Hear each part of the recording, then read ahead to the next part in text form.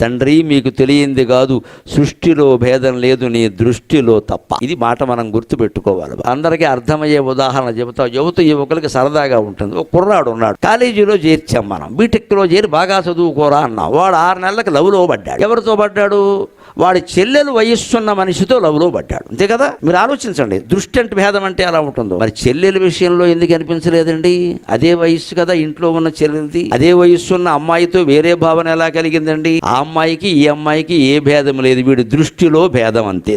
ఆ అమ్మాయిని కూడా చెల్లెలు అనుకోగలిగితే ఈ గొడవ ఉండదు, చదువు సుఖంగా సాగుతుంది. అందుకే మనకి పాఠశాలలో ఏం చేయిస్తారు? భారతీయులందరూ నా సహోదరులు, భారతదేశం నా మాతృ జన్మభూమి, భారతీయులందరూ నా సహోదరులు, నేను లవ్ చేసే అమ్మాయి తప్ప అని ఉండదు. మొత్తం అందరూ ఆ మాట లేదు. మరి మేము కూడా చేసాం ప్రతిజ్ఞ, 3 భాషల్లో చేసాం. పై ఒక పక్క ప్రతిజ్ఞ చేస్తారు, బ్రాకెట్లో ఏముండవు. చదువుకుంటున్నప్పుడు నువ్వు సహోదరులను ప్రతిజ్ఞ చేసి లవ్లో ఎలా పడతావు? బుద్ధుందా? అంచేత అక్కడ చెల్లెలు, అదే వయస్సు ఉన్న అమ్మాయి, వేరే ఆలోచన ఎందుకు వచ్చిందండి? దృష్టి.